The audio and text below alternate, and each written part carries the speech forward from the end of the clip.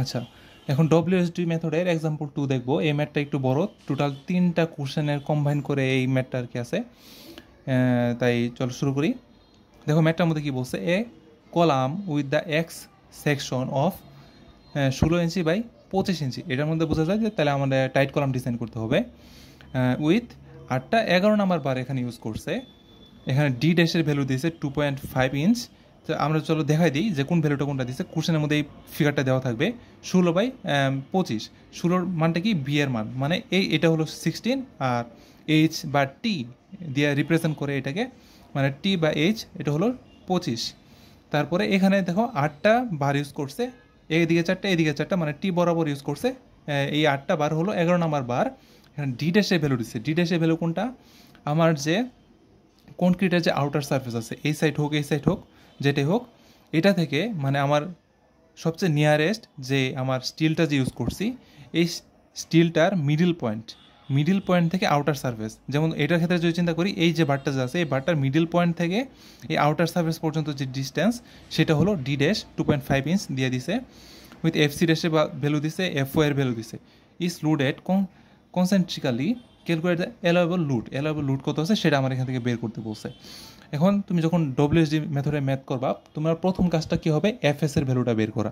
কারণ সবসময় কোশ্চেনের মধ্যে ম্যাক্সিমাম ক্ষেত্রে দেখা যায় যে এফ ওয়াই এর ভ্যালুটা দিয়ে দেয়, কিন্তু আমার ম্যাথের মধ্যে এফএস এর ভ্যালুটা লাগে। তাই এখানে ভুল করা যাবে না, প্রথমে আমাদের এফএস এর ভ্যালুটা বের করে নিতে হবে। FS is equal to 0.40 into F Y. তার মানে এখান থেকে এফএস এর ভ্যালুটা আমরা পেয়ে গেছি। তার মানে দেখো এই ম্যাথ থেকে আমরা আর কী কী ভ্যালু পাই। দেখো এজি আমরা কি জানি, গ্রস কনক্রিট এরিয়া। এটা আমরা কই থেকে পাবো, যে বি আর এইচ এর যে ভ্যালু আছে এই দুইটা গুণ করলে আমরা এজির ভ্যালুটা পেয়ে যাবো। তার মানে এজি ইজ ইকুয়াল টু কি 16 ইন্টু 25 গুণ করলে আমরা এজির ভ্যালুটা পেয়ে যাবো। তারপর এখান থেকে এএসটির ভ্যালুটা আমরা কীভাবে পাবো, দেখো এএসটি হলো যে লঙ্গিটিউডাল যে স্টিল আছে সেটার যে টোটাল এরিয়া আছে সেটা এএসটি। দেখো এখানে 8টা বার ইউজ করা হয়েছে, 11 নাম্বার যে বার আছে সেটা এরিয়া হলো 1.56। তার মানে 1.56 এর সাথে যদি 8টা গুণ করি, তার মানে টোটাল যে বার ইউজ করা হয়েছে লঙ্গিটিউডাল বার, সেটা এরিয়া আমরা এখান থেকে পেয়ে যাবো 1.56। একটা স্টিলের যে এরিয়া সেটাতে 8টা দিয়ে গুণ করলে টোটাল যে এএসটি আছে সেটা আমরা এখান থেকে পেয়ে যাবো। যেহেতু আমরা এজি জানি এএসটি জানি, আমরা এখান থেকে রোজি বের করে ফেলতে পারবো। Rho g is equal to AST by AG. তার মানে এখানে রোজির ভ্যালু আমাদের বের হয়ে গেছে। তার মানে এখানে কি বের করতে হবে, অ্যালাউয়েবল লোড, মানে পি এর ভ্যালু আমরা এখান থেকে বের করতে হবে। তার মানে পি এর ফর্মুলা আমরা জানি, allowable axial load is equal to P is equal to 0.85 into AG. দেখো এই ফর্মুলাটার মধ্যে যেহেতু আমি টাইট কলাম ডিজাইন করতেছি, রেক্টেঙ্গুলার কলাম, এক্ষেত্রে এই জন্য 0.85 আসছে ফর্মুলার মধ্যে। যদি স্পাইরাল হতো তাই শুধুমাত্র 0.85টা বাদ যাইতো আর বাকি ফর্মুলা সেম থাকতো, ঠিক আছে। তার মানে যেহেতু tied column 0.85 AG 0.25 into FC dash plus FS into rho G. তার মানে দেখো এই জায়গার মধ্যে আমরা এজির ভ্যালু বের করলাম, এফসি ড্যাশের ভ্যালু জানি, এফএস এর ভ্যালু এখান থেকে বের করলাম, তারপরে রোজির ভ্যালু আমরা এখানে বের করলাম। তার মানে সব কিছু জানি। তার মানে অ্যালাউয়েবল যে লুটটা আছে, অ্যালাউয়েবল লুটটা আমরা 552 কিপস পেয়ে গেছি। এটা হলো আমার যে প্রথম যে ম্যাথটা ছিল এটা। এটার সাথে দেখো অ্যাড করে আরেকটা কোশ্চেন যদি আমরা দেখি, ইফ দ্য সেম কলাম, এই সেম কলামটার মধ্যে carries a compressive load of 360 kips, what will be the allowable simultaneous movement. এটার মধ্যে কি বলছে, এখানে কলামের মধ্যে এক্সিয়াল যে লুট আছে, এক্সিয়াল লুট দিছে 360, ঠিক আছে। এখন বলছে যে মুভমেন্ট কত জেনারেট হবে সেটা আমরা এখান থেকে বের করতে বলছে। এখন আমরা কি জানি মুভমেন্ট কী কী কারণে জেনারেট হয়, এক্সিয়াল লুটের কারণে হতে পারে বা ইসেন্ট্রিসিটির জন্য হতে পারে, ঠিক আছে। এখন আমাদের দেখা দরকার যে আমার ওই কলামটা যে আছে, ওই কলামটার মধ্যে ব্যালেন্সড লুট আমার কত আছে। এটা তো এক্সিয়াল লুট, ঠিক আছে। আমার প্রথমে বের করতে হবে যে আমার ব্যালেন্সড লুট কত আছে সেটা বের করতে হবে। সেই ব্যালেন্সড লুটের সাথে এটা কম্পেয়ার করতে হবে। যদি কোনো ক্ষেত্রে ব্যালেন্স লুটটা যদি এই এক্সিয়াল লুট থেকে কম হয়ে যায়, মানে এক্সিয়াল লুটটা যদি আমার ব্যালেন্স লুট থেকে বেশি হয় এক্সিয়াল লুট, ওই ক্ষেত্রে আমার কলামটা কম্প্রেস ফিল করবে। তাহলে ওই ক্ষেত্রে কী হবে, বড় যে লুটটা থাকবে, মানে কম্প্রেশনের ক্ষেত্রে বড় লুট হবে এক্সিয়াল লুট। এই এক্সিয়াল লুটের সাপেক্ষে আমার মুভমেন্টটা জেনারেট হবে। যেহেতু বড়টার ক্ষেত্রে আমার মুভমেন্ট ক্যালকুলেশন করা হবে, এটা জেনারেট হবে। আর যদি কোন ক্ষেত্রে ব্যালেন্সড লুট যেটা আছে, ব্যালেন্সড লুট যদি আমার এক্সিয়াল লুট থেকে বেশি হয়ে যায়, তাহলে সেক্ষেত্রে কলামটা আমার টেনশন ফিল করবে। তো ওই ক্ষেত্রে আমার যে বড় যে লুটটা থাকবে, মানে আমার ওই ক্ষেত্রে আমার ব্যালেন্স লুটটা যদি বড় থাকে, ওই ক্ষেত্রে ওইটার সাপেক্ষে আমার মুভমেন্ট জেনারেট হবে। তাই চলো আমার প্রথমে কাজটা কী হবে, আমার যে ব্যালেন্সড যে লুটটা আছে সেই লুটটা আমার এখান থেকে বের করতে হবে, মানে পিবির ভ্যালু আমার এখান থেকে বের করতে হবে। তাই চলো বের করি। বের করার ফর্মুলাটা হলো F A by F A plus F B by F B less than equal 1। এটা হলো আমার ফর্মুলা। এখন এটার মধ্যে আমরা সবগুলো ভ্যালু আমার এখান থেকে বের করতে হবে। তাহলে F A is equal to আমরা কি জানি পিবি বাই এজি, মানে balance load PB by AG মানে গ্রস কনক্রিট এরিয়া। এক্ষেত্রে আমরা পিবির ভ্যালুটা জানি না, এইটাই আমরা এখন বের করব। তাহলে এজির ভ্যালু আমরা জানি, এজির ভ্যালু আমরা আগে থেকে বের করছি, তাহলে এজির ভ্যালুটা আমরা এখানে বসাই দিলাম। তারপরে আবার এফ এর ভ্যালু আছে, এফ এর ভ্যালুটা আমরা ফর্মুলা জানি 0.34 এফসি ড্যাশ 1 প্লাস রোজি এম। এফসি ড্যাশের ভ্যালু জানি, রোজির মান জানি, কিন্তু আমরা এক্ষেত্রে এম এর ভ্যালুটা আমরা এখান থেকে জানি না। এম এর ভ্যালুটা আমরা এখান থেকে বের করতে হবে, M is equal to F Y by 0.85 FC dash. F Y এর ভ্যালু জানি, এফসি ড্যাশের ভ্যালু জানি, তার মানে বসাই দিলে এম এর ভ্যালুটা পাই যাচ্ছি, তার মানে এখানে এম এর ভ্যালুটা বসাই দিলে এফ এর ভ্যালু আমরা এখান থেকে পেয়ে যাব। ঠিক আছে, তারপরে কাজটা কী হবে, আমার এফ বির ভ্যালু বের করা। F B is equal to কি এম বাই এস ইউটি, এটা হলো মোমেন্ট। আমার দুইটাতে কোনোটাই জানি না। এটা হলো section modulus of uncracked transformed section. এই আনক্র্যাকড আর ক্র্যাকড এটা নিয়ে আলাদা একটা ভিডিও করা যাবে, এখানে আলোচনা না করি। তারপর M is equal to PB into EB. PB হলো ব্যালেন্স লোড, ইবি হলো ইসেন্ট্রিসিটি। আচ্ছা, এখন এই দুইটার মধ্যে আমরা পিবি তো বের করবো, আর ইবির ভ্যালু জানি না, এটা আমরা এখানে বের করতে হবে। EB is equal to 0.67 rho g M plus 0.17 into D. এখানে রোজির ভ্যালু জানি, এম এর ভ্যালু একটু আগে বের করলাম, ডি এর ভ্যালু কোনটা, ডি এর ভ্যালু এখানে কোশ্চেনই দিয়ে দিছে। এখানে যে আউটার সার্ফেস আছে, আউটার সার্ফেস থেকে লাস্ট যেই আমার বারটা যে থাকবে, বারের যে মিডিল যে পয়েন্ট আছে বারের, এই পর্যন্ত হলো আমার ডি এর ভ্যালু, মানে 22.5। এখানে ডি এর ভ্যালু 22.5 বসাইলে আমরা ইবির ভ্যালুটা এখান থেকে পেয়ে যাবো। তার মানে এম ইজ ইকুয়াল টু কত পাই, 10.74 ইন্টু পিবি। আচ্ছা, এম এর ভ্যালু দেখলাম, তারপর এস ইউটি ভ্যালু বের করতে হবে। এটার জন্য আরেকটা ফর্মুলা দেখতে হবে, সেটা হলো 1/c মানে centroid into BT cube by 12 plus 2n minus 1 into AST into T by 2 minus D dash whole square.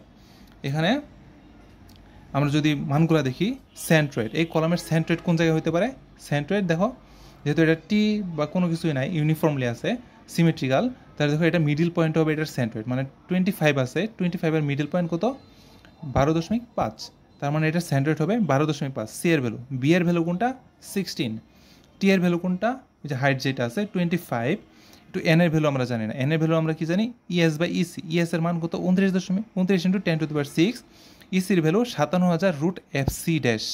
FC ড্যাশের ভ্যালু এখানে কেএসআই দিয়ে দিছে, এটা অবশ্যই লক্ষ্য রাখতে হবে, এটা পিএসআই কনভার্ট করে এখানে বসাইতে হবে।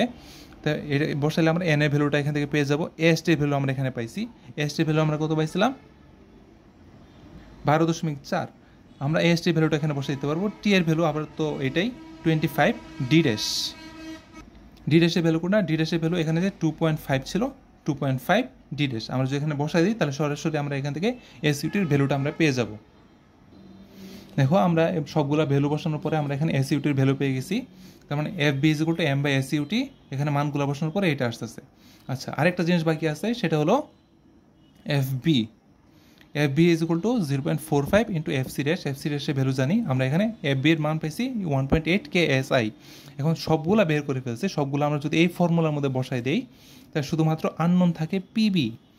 এই পিবিটা আমরা এখান থেকে বের করে ফেলছি। এখন দেখো এটা হলো পিবি, যেটা বের করলাম সেটা হলো আমার যে ব্যালেন্সড লুটটা যে আছে কলামের মধ্যে সেটা 318, কিন্তু আমার এক্সিয়াল যে লুটটা দিয়ে দিয়েছিল কোশ্চেনের মধ্যে সেটা ছিল 360 কিপস। তার মানে এক্ষেত্রে আমার কী হয়েছে, ব্যালেন্স লুটটা আমার এক্সিয়াল লুট, এটা হলো আমার এক্সিয়াল লুট, এটা হলো আমার ব্যালেন্স লুট। ঠিক আছে, এক্সিয়াল লুটটা আমার ব্যালেন্স লুট থেকে বেশি হয়ে গেছে। যদি এক্সিয়াল বেশি হয় সেই ক্ষেত্রে আমার কলাম কম্প্রেশন ফিল করবে, আর যদি এই ভ্যালুটা যদি এটা থেকে কম হয়ে যেত তাহলে আমার কী হতো, টেনশন ফিল করতো কলামটা। ঠিক আছে, তাহলে আমরা এখান থেকে অন্তত শিওর হইলাম যে কলামটা আমার কম্প্রেশন ফিল করবে। আচ্ছা, তাহলে এখন যে ম্যাক্সিমাম যে লুটটা থাকবে এটার সাপেক্ষে আমরা কি করব, আমরা মোমেন্ট ক্যালকুলেশন করব। তাহলে চলো এটাকে আমরা যদি পি ধরে নিই, এখন পি ধরে নিলে F is equal to P by AG, P এর ভ্যালু 360 বাই এজির ভ্যালু 400, যদি করি ক্যালকুলেশন করে 0.9 চলে আসতেছে এফ এর মান। এখন আবার কী করবো, এই ভ্যালুটা আমরা এই ফর্মুলার মধ্যে আবার বসাই দিব। তার মানে এফ বি আমরা কি দেখছিলাম, F B is equal to M by SUT, আমার এই এম এর ভ্যালুটা আমরা এখান থেকে বের করতে হবে। এসইউটির মান পাইছিলাম 3172, তার মানে এখানে যদি এমটা রাখি, এমটা এখান থেকে বের করবো আর কি, এম এর ভ্যালু আমরা কত বের করলাম 3114 কিপস ইঞ্চ। এখন এটা আমার মুভমেন্টে যে বের করলাম সেটা আমার চেক করার একটা পদ্ধতি আছে। চেক করার পদ্ধতিটা কি, আমরা এম ইজ ইকুয়াল টু কি দেখছি, আমরা ই ইন্টু পি। এখন এটা থেকে আমরা চেক করতে পারবো, কারণ আগে ইবির একটা ভ্যালু আমরা বের করছিলাম। এখন কম্প্রেশনের ক্ষেত্রে এই এর যে ভ্যালুটা আছে, এই যে এখানে যে মোমেন্টটা বের করছিলাম, এই মোমেন্ট থেকে যেমন ধরো এখানে is equal to M by P, তাহলে এম এর যে ভ্যালুটা আছে আর পি এর যে ভ্যালুটা আছে, এখান থেকে যে আমরা এর ভ্যালুটা পাবো, এই এর ভ্যালুটা সবসময় আগের যে ইবিটা বের করছিলাম সেই ইবির ভ্যালু থেকে কম হবে কম্প্রেশনের ক্ষেত্রে। যেমন ধরো এখানে দেখো আগের যে ইবির ভ্যালুটা বের করছিলাম 10.74, এই মানটা থেকে এই মানটা সবসময় ছোটো হবে যদি কম্প্রেশন হয়। আর যদি এটা টেনশন হইতো, কলম যদি আমার টেনশন ফিল করতো, ওই ক্ষেত্রে এই ইবির যে আগের যে ভ্যালুটা ছিল এই ভ্যালুর মানটা ছোটো হইতো এটা থেকে। তাই এই জিনিসটা চেক ভালোভাবে করতে হবে যেন আমার এখানে যে মোমেন্টটা বের করছি সেটা যেন ঠিকঠাক থাকে। একটু আগে দেখলাম কম্প্রেশনের, এখন দেখি আরেকটা টেনশনের একটা ম্যাথ আছে, এটার সাথে অ্যাড করাই। ফর দ্য সেম কলামের জন্য, ওই কলামটার জন্যই what is the allowable movement বের করতে বলছে if the simultaneous axial movement is 100 kips. এখন তো এক্সিয়াল লোড কত দিয়ে দিছে, এক্সিয়াল লোড দিয়ে দিছে 100 কিপস দিয়ে দিছে। এখন আমরা আগের যে ম্যাটটা ছিল, আগের ম্যাটটা থেকে কী দেখেছিলাম আমরা, ব্যালেন্সড যে লোড ছিল, ব্যালেন্সড লোড ছিল আমাদের কত, পিবির মান বের হয়েছিলাম আমাদের কত 318। দেখছো আগের ম্যাটটার মধ্যে কী ছিল, আগের ম্যাটটার মধ্যে ব্যালেন্সড যে লুটটা ছিল, এই ব্যালেন্স লুট আমাদের এক্সিয়াল লুট থেকে কম ছিল, ঠিক আছে। এই জন্য আমাদের কলমটা কম্প্রেশন ফিল করছে। কিন্তু এই ম্যাটটার মধ্যে দেখো এক্সিয়াল লুট 100 কিপস, যেটা আমার ব্যালেন্স থেকে কম, তার মানে ব্যালেন্সের মানটা আমার এক্সিয়াল থেকে বেশি, তার মানে এই কলমটা আমার কী করবে, টেনশন ফিল করবে, ঠিক আছে। এই জিনিসটা লক্ষ্য রাখা লাগবে। তার মানে এখানে কলমটা আমার টেনশন ফিল করতেছে। এখন এইটার থেকে আমার কি বের করতে হবে, মুভমেন্ট বের করতে বলছে, ঠিক আছে। এখন কীভাবে বের করবো, এই ফর্মুলা থেকে বের করা যাবে, P by PB is equal to M minus M not by M B minus M not. এখানে কি পি মানটা কি, অ্যাপ্লাইড যে লোড আছে সেটা, পিবির মান কোনটা, ব্যালেন্সড লোড, এম কি, এম এর মান হলো ডেভেলপড যে মুভমেন্টটা হবে, মানে যেই মুভমেন্ট আমার ক্রিয়েট হবে সেই মুভমেন্ট হলো এটা। এম নট কোনটা, পিওর যে মুভমেন্ট থাকবে সেই পিওর মুভমেন্ট এটা। এম বি হলো ব্যালেন্সড মুভমেন্ট। এখন আমার এম নটের মান আমরা এখানে জানি না, এম এর ভ্যালু আমরা এখান থেকে বের করবো। পি এর মান আমরা এখানে জানি, পি হলো অ্যাপ্লাইড লুড কোনটা, এখানে এক্সিয়াল যে লুডটা 100, এটা হলো পি এর মান। পি এর মান কোনো ব্যালেন্স লুড মানে 318।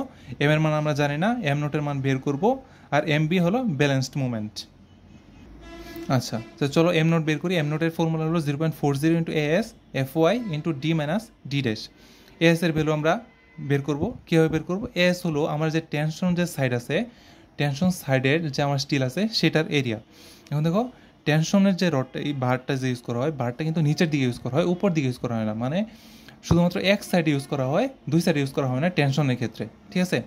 তাই আমার দুই সাইডে না, তো যেহেতু আমার এক সাইডে আছে এই জন্য আমরা কী করলাম, 2 দিয়ে ভাগ করলাম, এক সাইডের জন্য আমরা বের করলাম টেনশন রোডের জন্য, ঠিক আছে। এই জন্য আমরা কী করছি, এএসটির ভ্যালু পাইছিলাম 12.48। যেহেতু ওইটা দুই সাইডের জন্য ক্যালকুলেশন করা ছিল, এটা আমরা কী করবো, যেহেতু আমার টেনশন সাইডে ছিল তাই আমরা এক সাইড হিসাব করবো, এই জন্য 2 দিয়ে আমরা ভাগ করে দিয়েছি। কিন্তু এফ এর ভ্যালু জানি, ডি এর মান আগে বুঝলাম, কনক্রিটের আউটার উপরের সারফেস থেকে একবারে নিচে যে বারটা আছে, লাস্টের যে বার, সেই বারের মিডিল পয়েন্ট পর্যন্ত, সেটা হলো ডি এর মান 22.5। আর ডি ড্যাশের ভ্যালু আমরা দেখছিলাম যে নিচের যে আউটার সারফেস আছে সেটা থেকে সর্বপ্রথম যে বারটা যে ছিল সেটা মিডিল পয়েন্ট পর্যন্ত, ডি ড্যাশের ভ্যালু 2.5। আচ্ছা, তাহলে আমরা এখান থেকে এম নোটের ভ্যালুটা আমরা এখান থেকে পেয়ে গেছি।